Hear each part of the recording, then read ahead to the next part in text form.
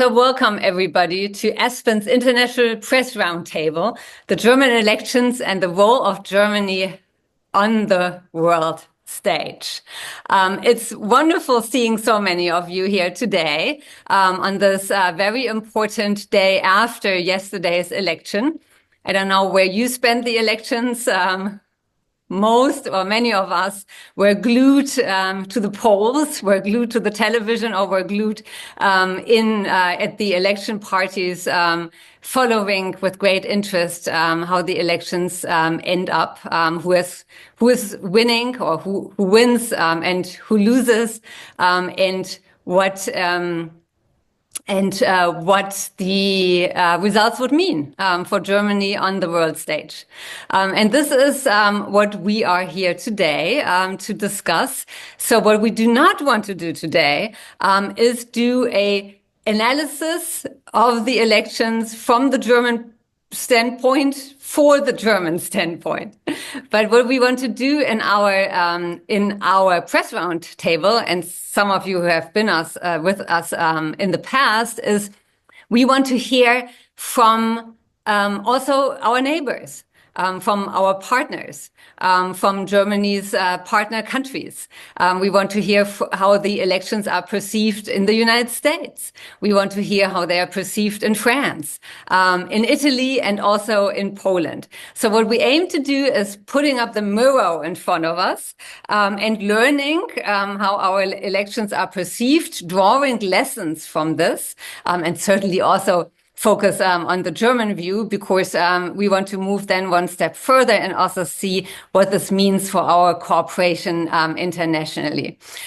Since yesterday, I've heard, I would say, three perspectives or three viewpoints. One of them was, it could have been a lot worse.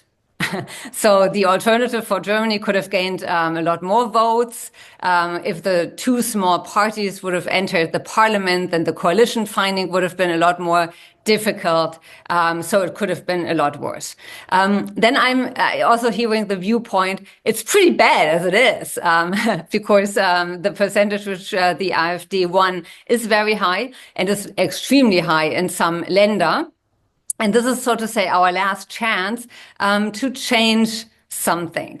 And then I'm also hearing, but nothing is going to change. Because the next coalition is going to be, again, a grand coalition, and that's not going to change anything. While others say, oh no, our politicians have learned, now is the time Germany has woken up and is going to take a different approach than it has in the past.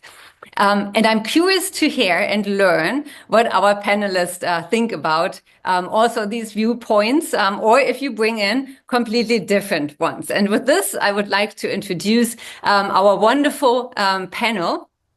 And the first one I would like to introduce is James Angelos. He is the German news editor at Politico. You have been born and raised in Brooklyn and New York, but you have been here for quite a while in Germany, in Berlin, and you know us inside out. You have written in the past for the New York Times and also the Wall Street Journal, and you have covered difficult times for Europe, like Brexit. And you have also written a book about the Greek debt crisis. So I would say not the greatest highlights of European history. So thank you so much for being with us today, James. Thanks for having me. It's also a great pleasure introducing Cécile Bouteler. Cécile is a regular on our press roundtable, which is great. So thank you so much for doing it again, Cécile. Cécile is economics correspondent of Le Monde in Germany. You're also a great explainer of Germany to France, and the other way around. You speak excellent German as well, so we could have done the roundtable in German. And you're also a true expert on economic issues, and also the winner of the Franco-German Journalism Prize in 2009. So thanks again for being with us today, Cécile. Thanks for having me. Thank you. I'm also, it's a great pleasure also having Bartosz Dudek with us today. And I think it's so important to bring in also the Polish perspective as one of our, I mean, not just neighbors, but very strong partners. And I think a country which is playing a really important role or should maybe even play a bigger role in the future of the European Union and also leadership. You are the head of Polish service of the programs for the Europe programming of Deutsche Welle. And you are also somebody who has specialized on Polish-German relations. And you also know us inside out and you know our relationship inside out. So thank you so much for joining us today, Bartosz. Thank you. It's a pleasure to be here. And I'm also very, very happy that today we have Petra Pinzler with us, one of the sharpest minds of and I love reading your columns and your articles in the media landscape here in Germany. And she is correspondent in the Berlin editorial office of Die Zeit. You have also lived in the United States, so you're also bringing in a lot of experience, having lived in, well, one of the partners, which are now, with whom we have now a slightly more troubled partnership than in the past. So Petra, we are also very much looking forward to your, as always, sharp analysis. And last but not least, I also would like to introduce Tonia Mastroboni to you. She is the Berlin correspondent of La Repubblica. She is not with us yet, but we are trying to make sure that she is going to join us in just a few minutes. So what I would like to do in the beginning of our panel discussion is I would like to ask all four of you if there has been something in the elections which surprised you, and if that is the case, what surprised you? If nothing surprised you, that's also totally fine. Then it would be interesting to know why you were not surprised. And maybe we can start with Petra and then work our way from immediate neighbors to a little bit further away partners. Okay, I quickly start with a big surprise. The big surprise is the surge of the left. We have now a strong leftist party again in the Bundestag, which seemed impossible 2 months ago. This is a really big surprise. So what's not that surprising is that the center of Europe, of German politics, is shrinking, and that the right and the left is growing. This we are seeing in lots of countries, especially we see in many European countries and the US as well, that the populist right is rising, and this has happened in these elections in Germany as well. We have now 20%. The second biggest party in the German parliament is going to be the Alternative for Germany, which comes as a shock for lots of people, because we see even, which is even more of a problem, that it's very much an Eastern party. So we will probably see in the years to come that in one of the Bundesländer in Eastern Germany, the far right will probably be part of the government, which hasn't happened yet, but it probably will happen. Thank you so much. I think you are not the only one who was surprised by this very steep rise of the left party over the last couple of weeks. Thank you so much for sharing. Cecile, what surprised you? You have to unmute yourself.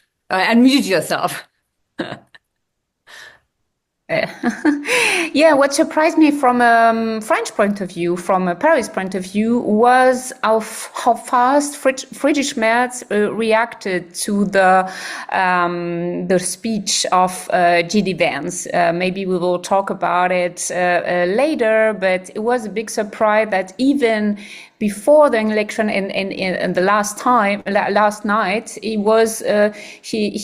is a convinced Atlanticist, and he recognized very soon the absolute priority, that the absolute priority was for the European to get along, to be stronger together, and that's a shift. That's a big shift, and it was expected a long time ago from Germany, from France, that Germany would more will more do something towards a stronger European Union in defense, in economic point of view, in all the things we can do together to be stronger and more autonomous. And of course, it's a very French approach of Europe to this very idea of autonomy. But the reality shows that Emmanuel Macron, who described this view already 2017 in the Sorbonne speech and again 2024, was right in his analysis. It's very important that Europe get stronger economically, technologically, but also in the defense. We cannot rely on the vote of some people in a swing state in the US, and even from the USA, the message has been given years ago, not even with Trump, but also years ago, and it has never been really taken seriously. It was a big disappointment from Paris, and now I think Paris expects more from this government, and he's released that there are only two partners, has very good relationships with Boris Pistorius, for example, but I think also Lars Klingbeil from SPD. He's well known in Paris from some diplomats. So I think it could be a momentum for the German-French relationship. So there was already a lot to unbundle and unpack in our second round. But now let me turn also to Bartosz. Was there anything in the election results which surprised you? Not as much, but it's still shocking how divided Germany is. And if you look into the map and you see the whole Eastern Germany is turning blue. So it's still shocking for me. For example, results of Mr. Krupala. It's his constituency is located at the German-Polish border in a city of Görlitz, and he got about 50%.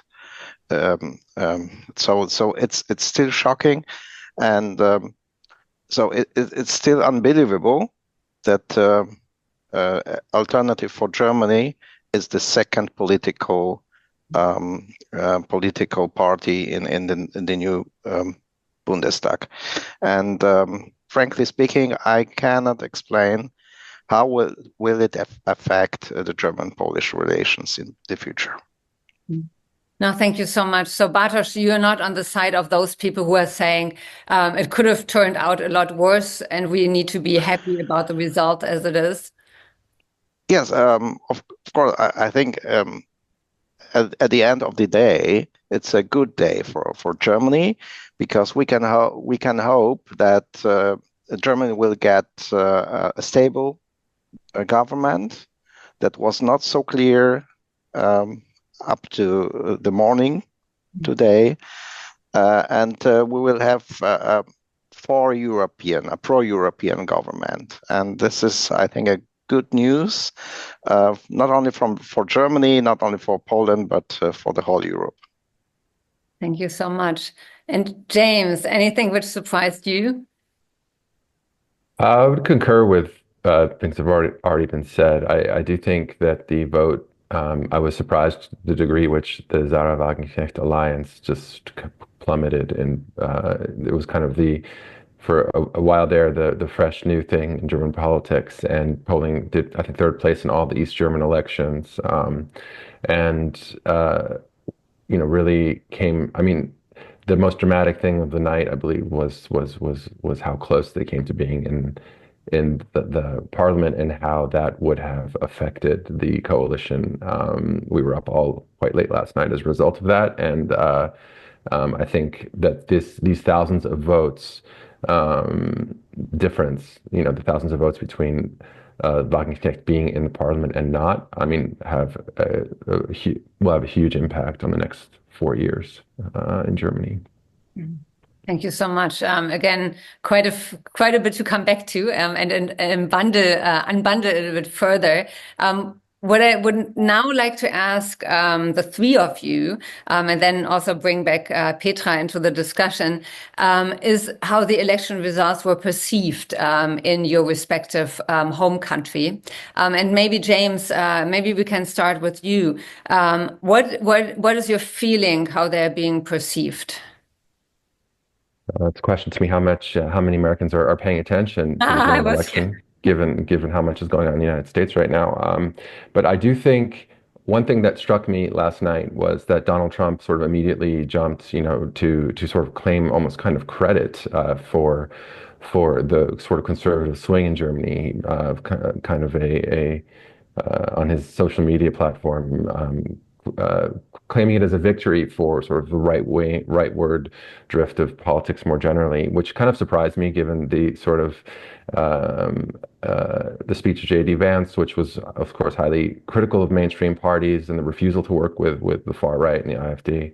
And if you listen to this contrast, I found it quite striking. I mean, Merz came out last night on this this roundtable discussion with other candidates, and if you just listen to what he said, you would have to pinch yourself to understand where we are. I mean, he called for, quote, independence from the USA. He called for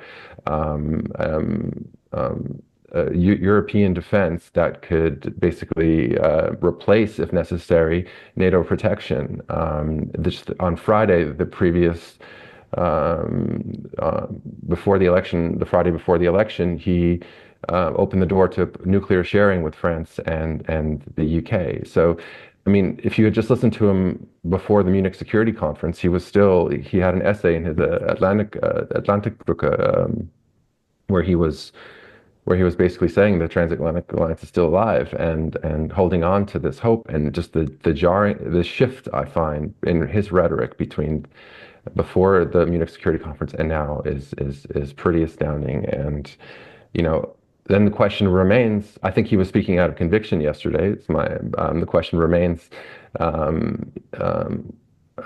how they're going to try to handle the alliance with the partnership to the degree which it remains with the U.S.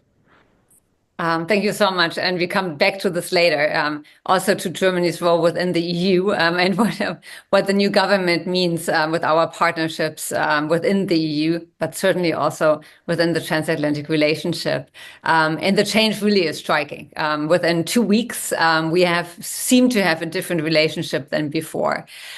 So, Bartosz, how are the elections perceived in Poland?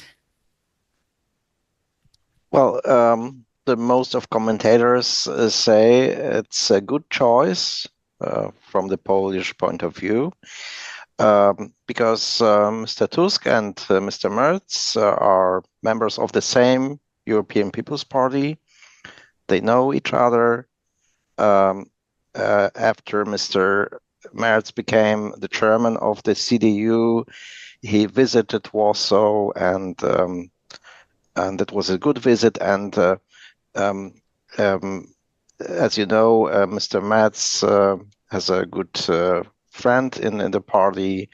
His name is Paul Ziemiak. He is Polish-born, member of the parliament, and he's someone who cares for Polish affairs in this inner circle of CDU leader.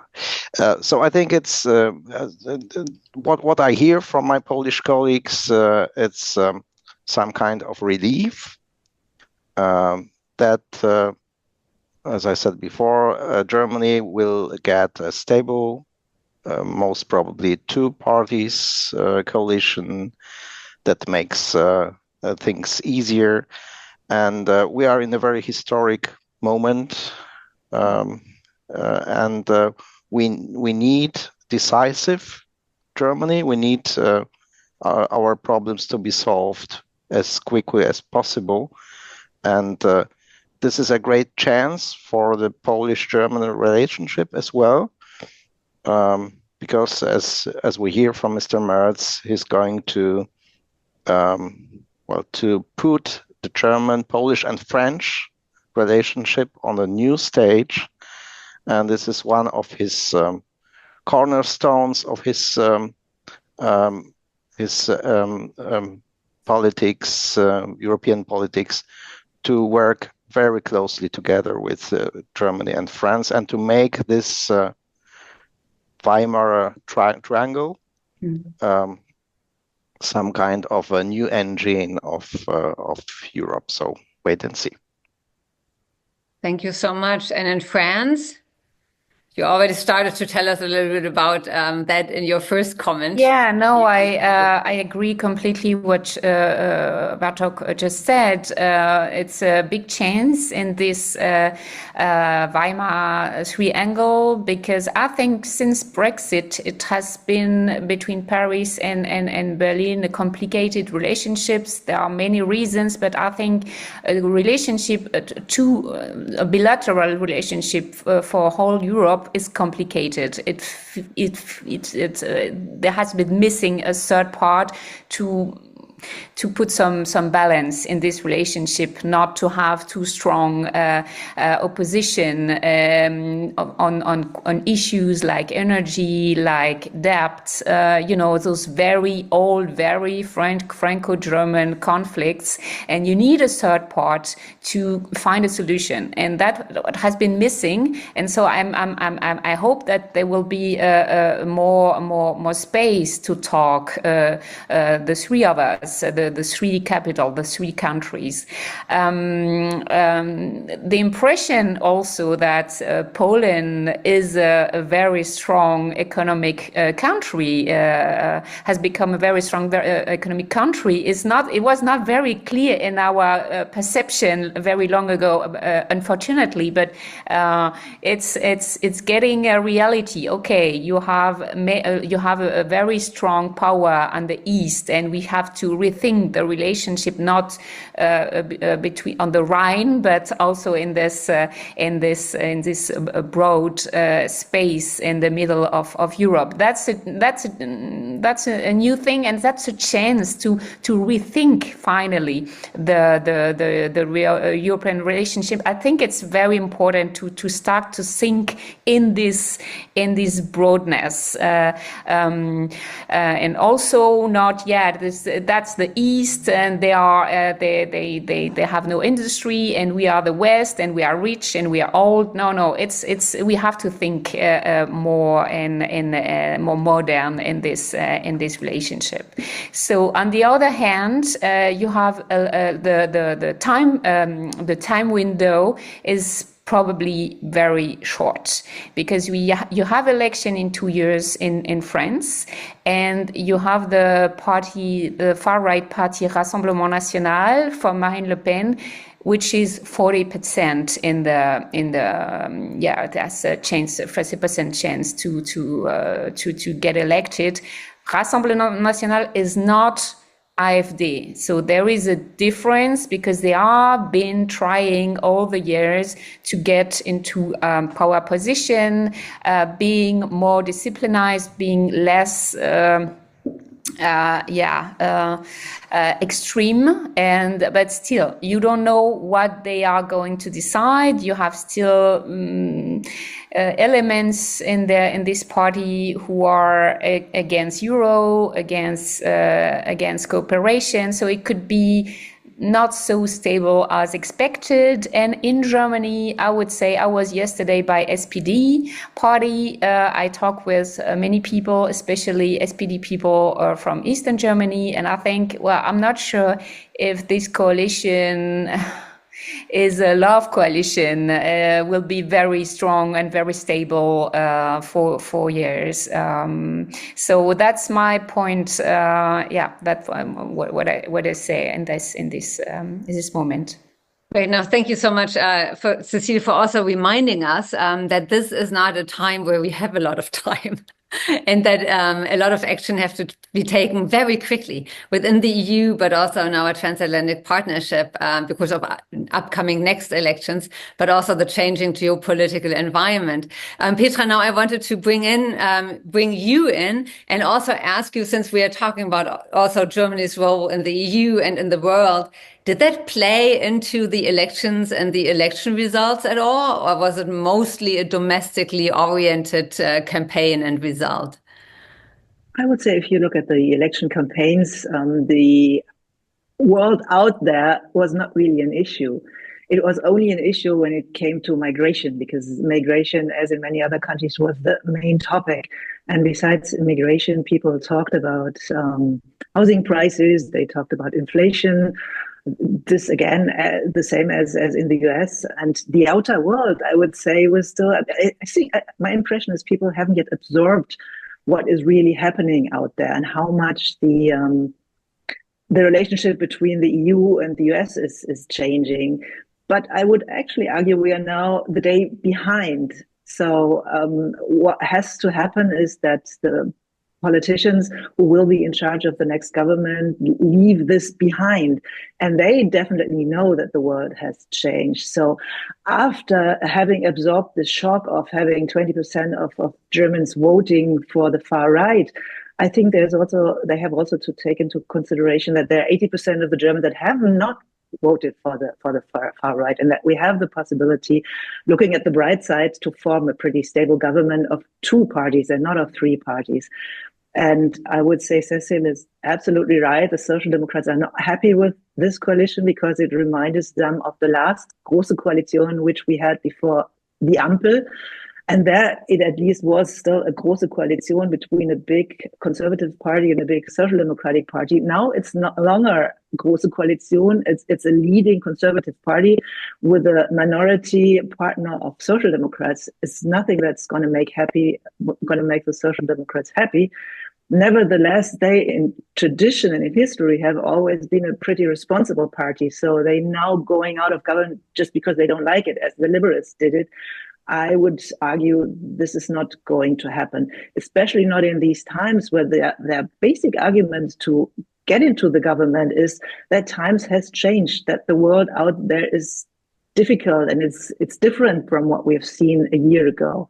And therefore, quick action has to be taken, and especially when it comes to the relationship between the EU and the US. James just mentioned the wording of Merz right after the elections. And I have the quote, and I wrote it down because it's really something new for Conservative Party leaders.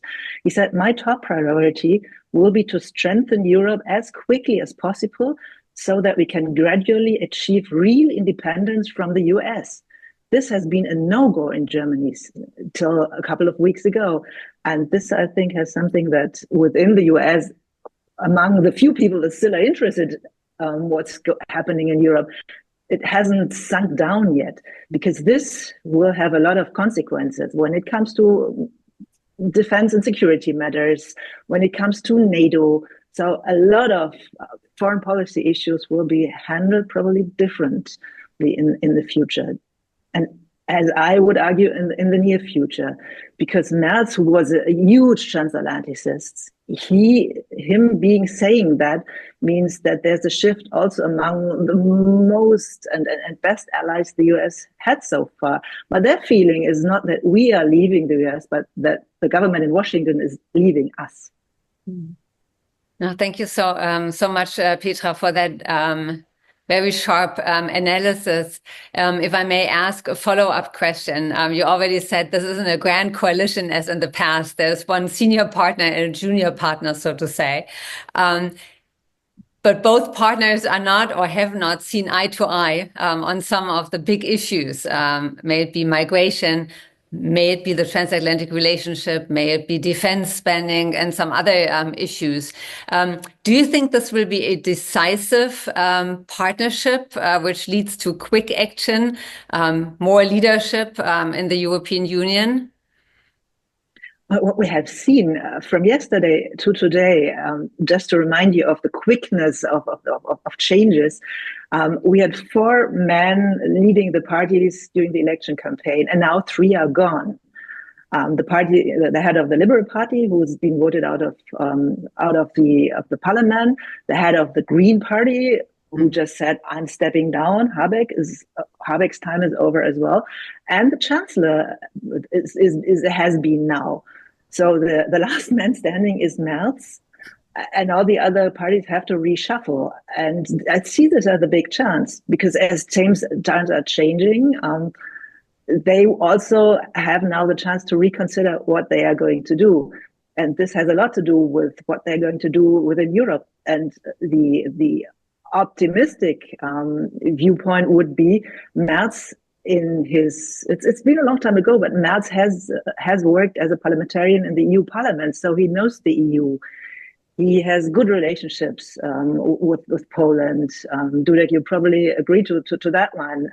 He's reaching out to France. So he has a much more European approach to issues than the Social Democratic Chancellor Scholz has had. Mm-hmm. Yeah, thank you so much. Cecile, what would you say? Is this the French-German moment? Well, I hope so, but we had, let's just start and talk. I know from Paris that the government has been preparing this for a long time. This renew of the relaunch of relationship.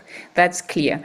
And the actual government is more conservative. So on the ground, they would be on a line. They would maybe agree on migration, on European. It has been already many things done, especially the impression of the campaign. But still, they can say together, we are doing something. Even politically, we are doing something in that direction. So politically, it's a strong message.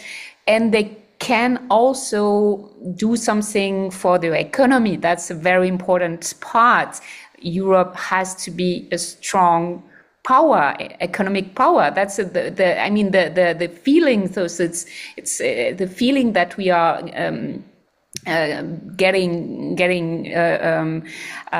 lost or that we are losing power in comparison to US and China regarding very important technology is very strong, and Macron has been trying. When you see the artificial intelligence summit, he wanted to organize those big events to present France or Europe as a strong power to encourage investment, and I think it's a line. It's something Merz would agree on to cooperate.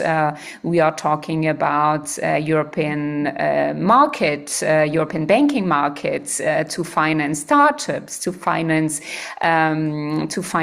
innovation. And I would say another thing, there is also this case of armament. We have to invest a lot in defense. And that's a very French thing, actually, that you have, we have this tradition of independence, of geostrategic independence, because we have the atom bomb. And so you have a very strong, you have many experts on geostrategy, much more than in Germany, on armament or what's and you have also a strong industry in that regard. So we can imagine to do some cooperation, and it's already happening. So I'm a reporter, and I'm visiting all the time some companies. And for example, I was in Munich by Helsing, and Helsing is actually a Franco-German AI armament company with a Franco-German board already. So they are doing on ground. They know that's the future. We have to do something together from the very beginning. So that's happening already on the market. So I think I would be positive that we could find some issue to come along and do something together on this issue, and having a Franco-German momentum. Yes, if you don't mind, I agree with Cecile. This is a historical moment, and this is a chance in every crisis we have a chance. And the window of opportunity is short. So maybe we have 2 years, but we wasted a lot of time in the past. And it's what makes me furious about it, because the development in the US was predictable. So we saw 2 years ago that Mr. Trump is going to run again. And we visited with a group of journalists the German embassy in Washington, and we asked, are you prepared? Do you have a strategy? When Mr. Trump is running again, it's possible he will win. And the answer was, no, we don't deal with speculations. And how do you imagine we will turn the whole European strategy upside down in 2 years? It's impossible. So, and we have to turn everything upside down, maybe in 2 years, right? We have. So that's very important to consider these elections in Germany as a unique chance for all of us. And maybe that's I like it very much what Cécile said, that France has a very long tradition of independence in the defense politics, and this is what can we use now. Just one quick remark. I absolutely agree that the only chance we have is to take this as a chance. And the change that I'm feeling is Germany definitely did not have this kind of tradition of having a strong armament industry. We're still left to think of us as pacifists, but I think this has changed since the Zeitenwende and the Russian aggression against Ukraine. And maybe now we really woke up, which in the end might not be as good for the US as they might think for, because once we start to really build a security and defense industry within Europe, then we will buy European defense goods and no longer US defense goods. So there will be a lot of reshuffling that I see coming. Before, and I see, James, you want to come in. Before you do, I want to throw 2 questions at you, Petra, which have been coming in the chat function, which really very much align to what Bartosz and you have just said. And one of our participants is asking if the new coalition, even if it sees the necessity to do so, will be, first of all, brave enough, second enough, have the votes to get it also through Parliament, and also through their base, so to say. And what would be the price for it to pay? We remember back then the Schröder chancellery, which kind of, sacrificed the SPD back then for the Agenda 2020 and the reform programs. Could something like this also be expected from this coalition, that they do the right thing, even if it means that they are going to be punished by this? So that's the first question I want to bring in. And the second one goes also to Cécile and to Bartosz, and that's the question with regard to the European moment. If the European moment is going to go so far that there will be a European army in the future, and if Germany is something which could take up leadership in this, and then we come back to the transatlantic relationship. So Petra, could you kick us off, and then Cécile and Bartosz? Yeah, very quickly.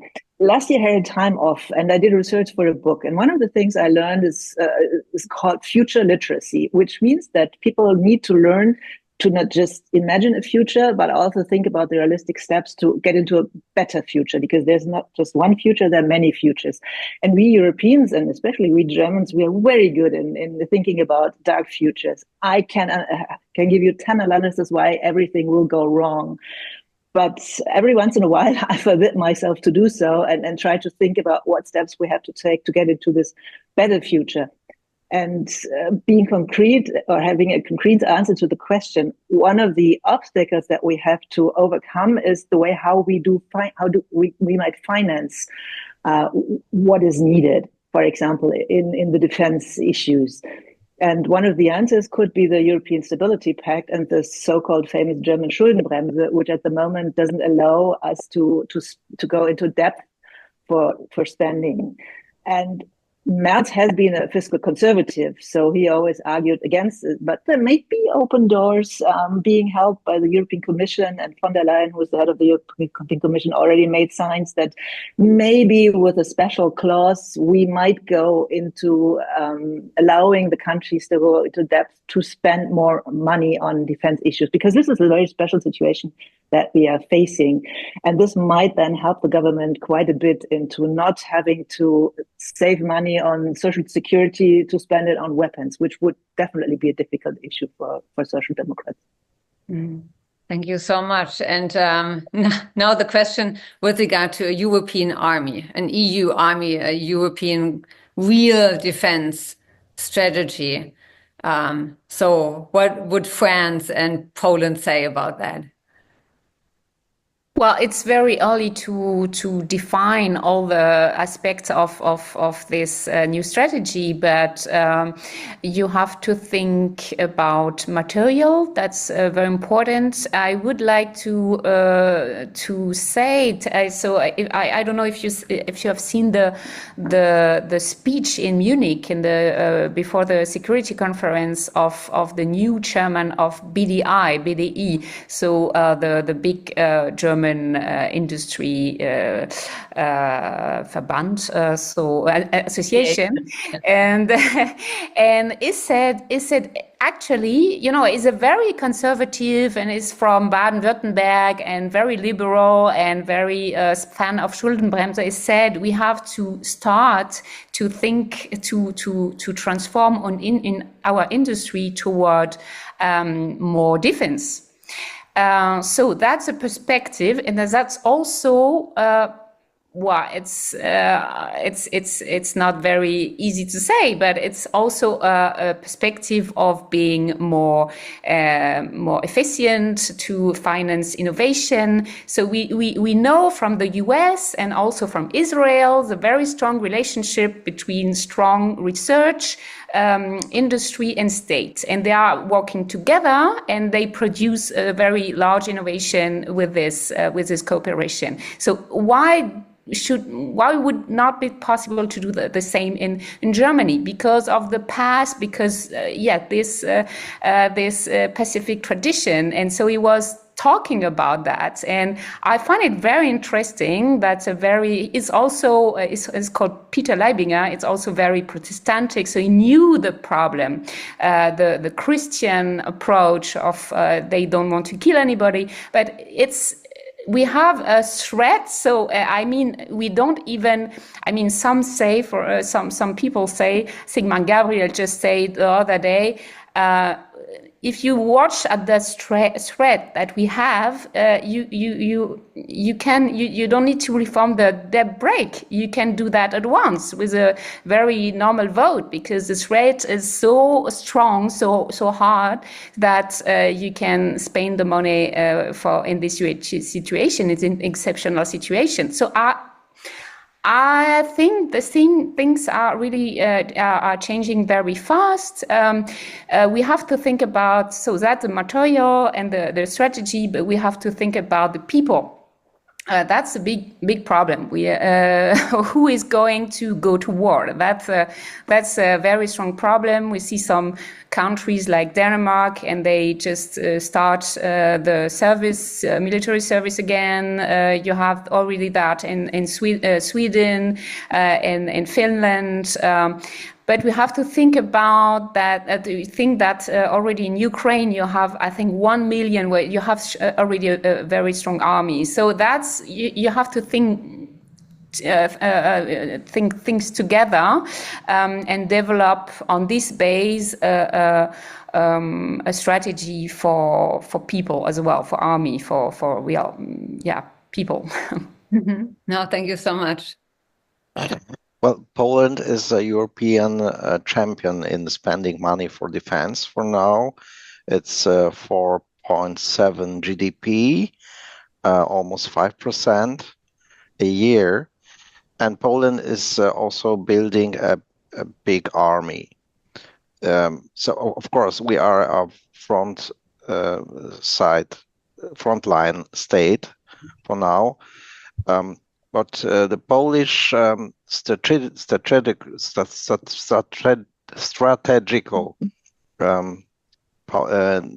politics has been based on the alliance with the United States, because we have a very bad historical experience with alliance with Western Europe, and it would be very, very difficult to change it. But on the other hand, we need creative solutions, and we need courageous solutions, and we need both from our leadership. So I don't rule out that Poland will shift into the European army idea, because the Americans will be not there. By the way, the day before yesterday, Mr. Trump received the Polish President Andrzej Duda. They set up a meeting for an hour, and Mr. Trump came 50 minutes too late. So they talked only 10 minutes.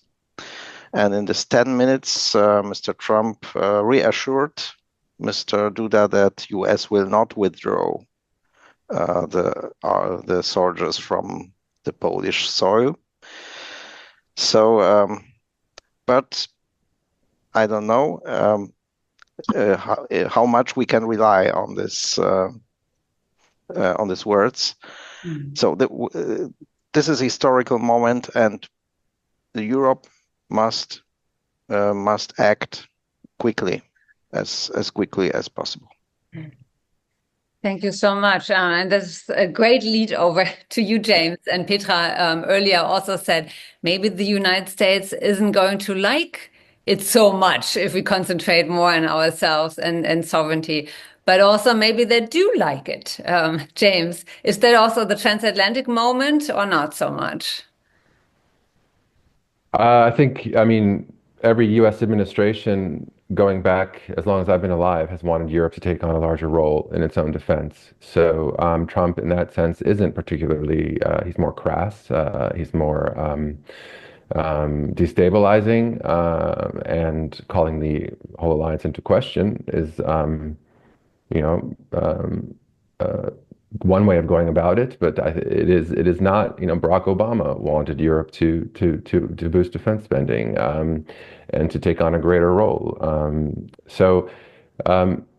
Yeah, I don't believe that the United States would I mean, who knows going forward. It's very abstract, the idea that the U.S. would regret Europe taking on more defense spending and a more robust defense policy. Let's see if first that's made possible. I think the timing. I think Bartosz just pointed out, and you have to move quickly. But these things take decades. And if you just look at some of the reports on what it would take for Europe right now to defend itself, say the U.S. suddenly said no, NATO defense guarantee is no longer valid. Or what would it take for Europe to defend itself? And put numbers on it. One report by Trump Wolf was 300,000 U.S. European troops, or the equivalent of fighting capacity of 300,000 U.S. troops, which is more than 300,000 European troops, because European troops are divided amongst various countries and don't have. If you don't have an integrated fighting force, you need more of them because they're less effective. So, or if you look at German defense spending, to get back to what the German German defense capability was at the end of the Cold War. You're nowhere near that level, and it would take at least a decade of intense spending and it's to get there. So, and it's not just a question of spending. This is the other issue, and it's one that Petra pointed out.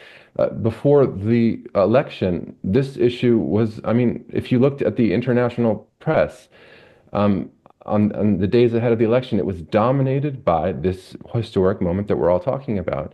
But if you listened to the debates, people were talking about solar panels on their roofs, and which is all fine and normal and good in a democracy that people discuss bread and butter issues that affect their lives directly. However, it does also get at a larger sort of complacency in the populations here that is very that is so deeply entrenched, and it's not just a question of spending and that will do the trick. You need soldiers, as Cecil pointed out, and I think that is a cultural issue. So who's going to fight? Who's going to volunteer to become? Who are these 500,000 troops? Where are they going to come from? And is Europe in a position it's a dirty word, but that's militarization. And are the Europeans ready to militarize? And that is a big question. Mm-hmm. Maybe Germans haven't. Sorry, I'm just thinking about the way our psychology and our history has developed. Maybe we as Germans have lived so long in an area in times of peace, and protection was always imported from the US and cheap goods were imported from China. And now maybe this model comes to an end, and this is not that easy to understand. Mm-hmm. But young people are feeling more than in the past that maybe peace becomes an issue again. I mean, it just wasn't there for us for quite a long time. Mm-hmm.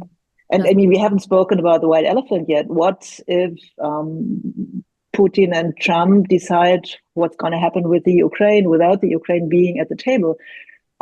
So far, European leaders say we are not going to accept the peace accord where the Ukraine will not be part of. But what if push comes to shove? What are we going to do? I don't have an answer to that one. Mm-hmm. Mm-hmm. And I think that underlines the urgency that we do need quickly we do need a German government. We probably need a shorter coalition paper and not a document of 200 pages, but something like for quick action. And we need a European moment in terms of that there is French leadership, German leadership, Polish leadership, Italian leadership, but joint leadership and not individually. And I would now like to bring in also our participants. They have already written down some questions in the chat, but I would also like to invite everybody to just raise your hand, because we would love to bring you into the discussion. And maybe I can also ask my team, maybe we can change the view which we now have from taking our participants, bringing everybody else in so that we kind of feel like being in the same room. If that doesn't work, it's also okay, but maybe we can do this. Oh, perfect. So this gives us a little bit more of the impression that we are very much interacting and sitting in the same room. And by the way, Tonya wrote to us that she had been called away by her editor for some dramatic meeting. So she sends her best regards and hopes to join us next time again. And she's very, very sorry about this. So two of our panelists have written questions to us in the chat function. And so maybe we can make a start, and maybe I can bring you in because you are also touching about some things we haven't discussed so far. And this is why we got to this election result and what the right-wing parties, what kind of role they play in Germany, but also in the larger EU. And that for this, Diana, do you want to come in and say something? And then I'm also going to call on Klaus, who has raised his real hand. So Diana, do you want to jump in? Okay. If not, we just remember her question. We also want to talk about the right-wing parties and their role in Germany and in the EU. And then I'm handing over to Klaus and then to Jens. And Klaus, you have to unmute yourself. We still can't hear you. Maybe our team can unmute Klaus from here. I would say as long as we work on this, in the back, we give over the word to Jens, and then we come back to you, Klaus. Yes, thank you very much. I'm Jens Hildebrand. I'm the chairman of the German Commercial Judges. This is an entrepreneur association, and I'm a colonel, reserve colonel in Bundeswehr as well. So my question is, I think we have only a few years to make the big steps. It's mentioned here, we need leadership on the EU level, and the crisis is the biggest chance and perhaps the last chance for us to quickly react and make propositions to do it. And the time for analyze is 20 years ago. Now we have to act. And this is very important to get this new collaborative momentum in our political leadership. And this is the question I want to discuss with all the people. Not go back to analyze, go to action now. Thanks. Thank you so much, Jens. And with this, I'm handing over to Klaus. And I'm also seeing, just a second, Klaus. I'm also seeing Elliot in our room. Hello, Elliot. He is, so to say, our big boss from the United States, Aspen, US. But maybe, Elliot, maybe you can also jump in and share a little bit the perception from Washington and from New York. But first, over to Klaus. Yeah, Klaus Wittmann. Can you hear me now? Yeah, perfect. Yes, I'm talking to you from my car, but I'm not driving. Don't be worried. I am Klaus Wittmann, former general. I teach history at Potsdam University, and for 10 years I was senior fellow of the Aspen Institute. And my question to the panelists is, what would you expect from a new German government regarding Ukraine? To explain, this morning I was in the new Polish embassy, and the Polish ambassador and the Ukrainian ambassador were there. And the mood about the third anniversary of the invasion was not too depressed. And when I mentioned that I was a member of an advisory board of the Committee for the Weimar Triangle, the Ukrainian ambassador said the Weimar Triangle should be developed into a Weimar band, a band of freedom, and it should stretch from Paris across Berlin, Warsaw to Kiev. I found that was quite inspiring. And he also said, don't pity the Ukrainians all the time, admire them, and take an example. And that brings me to one other point that I would like to echo what Bartosz said to the question if the people would punish the government for taking certain decisions. I have the impression that our public opinion can understand what is the threat and what is necessary if one explains it. And explaining them, that would be the opposite of what our Chancellor normally did in particularly in the context of Ukraine. He roused fears in the public and then turned around and said, "Oh, the public opinion supports my how did you say, Besonnenheit, which I call hesitancy." And one last point: I think the European army is a fantasy for the very far future. And I prefer to speak of armed forces for Europe, because an integrated European army would need much too much work to adapt all the differences in terms of strategic culture and military law and all these things. But armed forces for Europe inside the European pillar in NATO, and perhaps for things that are not possible to decide in the European Union, we should look again at the model of coalitions of the willing, informal coalitions, and in the European treaty, there's also the possibility of structured cooperation in certain fields. So there is a lot of things that one can do, but quickly. And if you are afraid of the blue half of Germany, then I can only say this is one of the many wake-up calls. And now we have 4 years to reduce the AfD and the rightist populists for the next election. Mm. Thank you so much, Klaus, for sharing, as always, your wisdom. I'm going to hand over to Elliot, but maybe since I'm seeing René here, who is the French special representative to the Western Balkans, and we had the pleasure in the past to also have him with us. Maybe, René, I could ask you to come in after Elliot and share also a little bit your view before I then hand it back to our panelists. Elliot, please. Well, first of all, let me just congratulate you, Stormy, for such a provocative and obviously timely conversation. I don't know that I have much to add. From an American perspective, your American journalist did such an excellent job there. I think it would be fair to say, though, that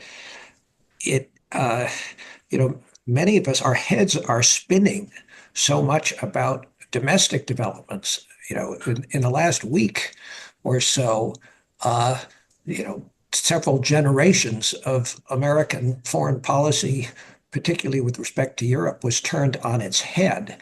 So I think it is very hard for us to understand what's happening here on a daily basis. So to expect a coherent reaction to the German election this quickly, I think, is too much. And then you have to ask, reaction by whom?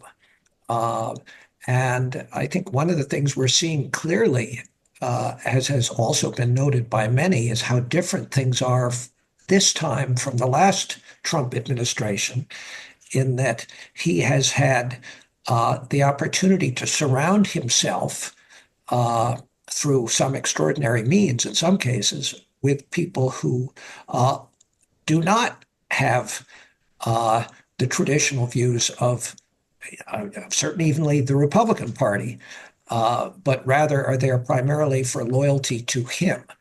So there's no one speaking in his ear to temper some of the things that we have heard.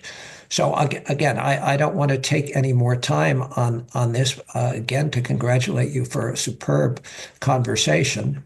I do think that some of the things that clearly are surprising, given again that other than close observers of Europe, I don't think it's really been noted in terms of popular conversation how much the left did grow.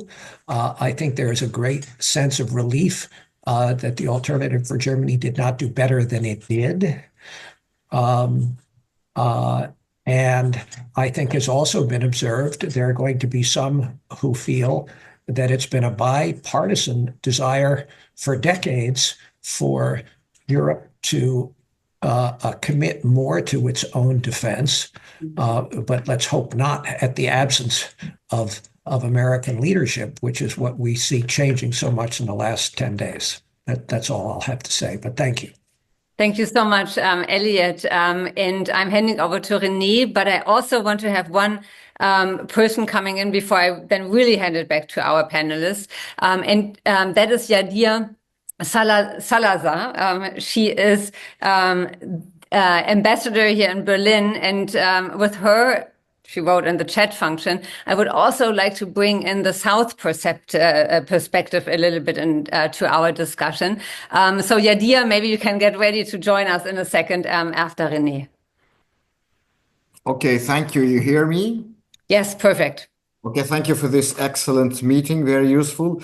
As you may know, I'm dealing specifically with the Western Balkans, so I don't dare to ask a question on that specific question, but I would like to put this problematic in the Franco-German European perspective of enlargement of the European Union, namely to the Western Balkans, but also to Ukraine and Moldova, which is crucial. It's a piece of stability in the global framework we are now preparing for the future. I think our two countries, Germany and France, are going to work with this new, with the new Chancellor, with the new authorities in Berlin. But this is somewhere high on the agenda because when it comes to stability of our European continent, enlargement of the European Union is one key element. So I would like to get some feedback, answers, comments, remarks from German observers, colleagues, or others on how they foresee the priorities of the new German government on enlargement of the European Union to the Western Balkans and to Ukraine. I thank you. Oh, thank you so much. That is such a pertinent question. I also think that we should have the discussion on the Western Balkans, maybe not today, but in the soon to come future. And I'm seeing my team, like Tina, she is nodding vigorously that we have to do this. Yadia, would you like to come in? Thank you so much, Stormy. I'm not able to put on my camera because I'm on the phone. But first of all, I want to congratulate you for this very timely event. As you know, I'm a diplomat. I cannot comment on the internal politics, but I am very much interested in hearing from the distinguished panelists there. What is your views? Because migration issue has become not only a global, but a security issue. And how would you think, taking into account that this topic influenced a lot the decision-making in the German population, not only for these elections, but how do you think would be the way that the German government can address this, and with what would be the recommendations, taking into account the position of the US, what the global South is bringing into the table with all this dynamic, and taking into account that we need to think not only in these elections, but probably looking into the elections of the next years in Germany and also in all countries. Colombia is not an exception. We are very concerned not only about democracy now, but how is going to look democracy in the short term and in the nearest future. Thanks a lot for giving me the opportunity to ask this question. Thank you so much, Yadia. We only have a few more minutes because I promised everybody that we are kind of trying to end on time. And I know that Petra really has to leave in a few minutes. So I would like to hand over to you first, Petra. Yeah, sorry, that's a really busy day. I know. There's so many big questions that we could continue another 3 hours. I suggest I just pick on two remarks. The one of Yadir. She raised the most important question. How are we going to deal with democracy? Is there a chance that democracy will survive? If you look at the Economist's democracy index, it's nowadays, and it's the last year's index, only 8% of world population is living in a complete democracy. All the others are kind of living in authoritarian dictatorship kind of environments. So the key question for us is can the democracy survive? And it's linked to the second question. And this reminds me of what Elliot say. Is there a chance that the values of what we considered as being the West and the transatlantic relationship, which was definitely about shared interests, but also about shared values, still something that can survive the administration in Washington? And will there be something left over for us in the years to come? And finally, will Europe be the beacon of that surviving or keeping democracy alive? I'm not sure. I'm hoping so. And to come back to the German elections, they are giving me a certain hope that maybe there can be done. And this is a pretty huge task that the next government will have to kind of fulfill saving democracy, dealing with the Ukraine issue, dealing with budget issues, and giving the people the hope that middle of the road conservative government can get things done. This is really huge. And I think we only can keep our fingers crossed that they will succeed in doing so. Well, thank you so much, Petra, for also being here today on this very busy day. And we are all going to read your book and learn how to not just look into the future with doom and gloom, but how to take positive, proactive steps to make the future a future in which we want to live.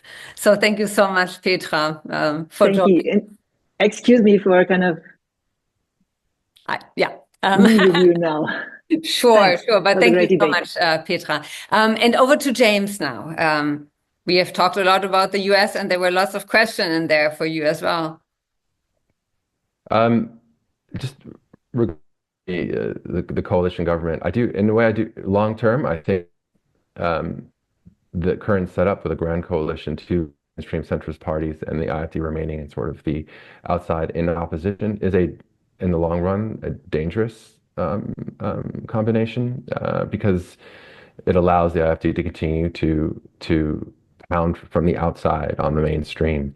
And when you have this kind of perception that the choice to become anti-establishment versus centrist, that has proven to be the sort of not good for centrist mainstream parties. And so I'm not particularly, I think there's a lot prediction is a fool's game. I think many things can change, and I think the way this government will handle. I have a certain degree of skepticism that the government will be able to save Europe or make these sort of monumental meet these monumental challenges. It is just one government of many within Europe. And although it is the strongest economy, biggest population, we don't have a new king here who can save us. So I think these are incremental changes that will take a lot of time, and we have to certain realism about that, I think. And I also think that in the back of many European leaders' heads is the possibility that in 4 years things may shift again in the United States. So there's a question I think many European leaders are asking: do we ride it out? Is one of the things that I think is in people's minds. That said, do you want to live with this risk? And I think the answer that we've seen this week is no. I think the Europeans have realized that they will need to take care of their security, step up, and I think that is a generational task. Mm-hmm. Oh gosh, James, I really hope that people are not thinking anymore that this can be ridden out, but that action has to come now. But you're most likely right, and I heard that too, that things can change again in the US depending on inflation, economic growth, unemployment, and so on, and opposition also forming. And so there might be a change already in the next midterm elections. I still hope that we don't use that as an excuse for the action which is necessary to be taken. And with this, I hand over to Cecile. Well, there are tough times. Thank you for all the questions. I think we have a little time. I'm sorry for West Balkans. It's amazing. It's fascinating conversation. So I would love to discuss it another time with experts. I think we should open. We just already discussed that. There are tough times. There are new times.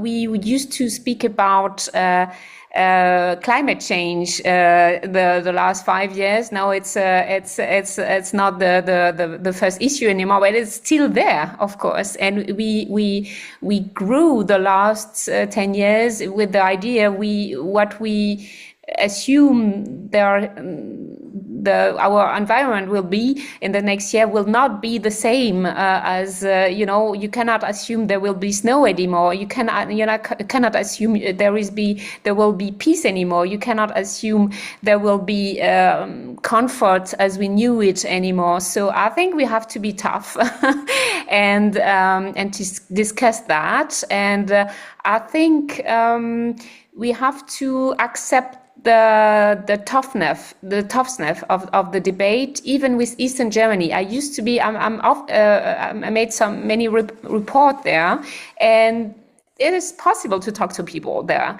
It's possible to have a proper conversation. It's possible to understand where we can find common ground, accepting the enemy of democracy. So I think not everyone is a Nazi over there. I think there is still hope we can have this hard conversation without too much moral or history, or we are living our generation. We are living a new generation, and maybe we have to reset this conversation, with strong lines. I'm not saying we have to make exception or on human rights or any or liberty, but we have to accept this conversation and the toughness of new times. So that will be my hope, and I'm sure it's possible. Thank you so much, Cecilia, for also sharing your experiences reporting from the eastern Länder of Germany, and I can only mirror this. A lot of people they want to be listened to as well. They want to be understood. They also want to have a real discourse on how the reunification worked or didn't work. They want to talk about the infrastructure, health, education, and so on. A lot of people don't feel that they have a voice, and that is something which we need to do. And from my own experience, a lot of time we preach more than we listen. And we come with, in Germany, we would say with the erhobene Zeigefinger. So we say, if you vote for AfD, you are a Nazi. And that is not the right way to approach the issue if we don't want to lose the next election big times. So we have international homework today and also lots of national homework today to do. And last but not least, Bartosz. Well, what I would like to say,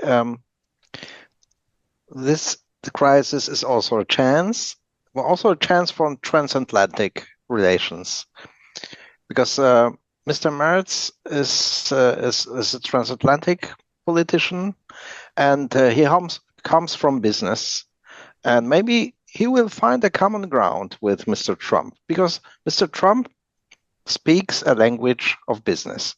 He's a transactionalist. So that would, I hope that Mr. Merz will tell him, look, we will give you 100,000 euros for a soldier in Germany. You will get $10 billion for Ramstein air base. Can we deal with it?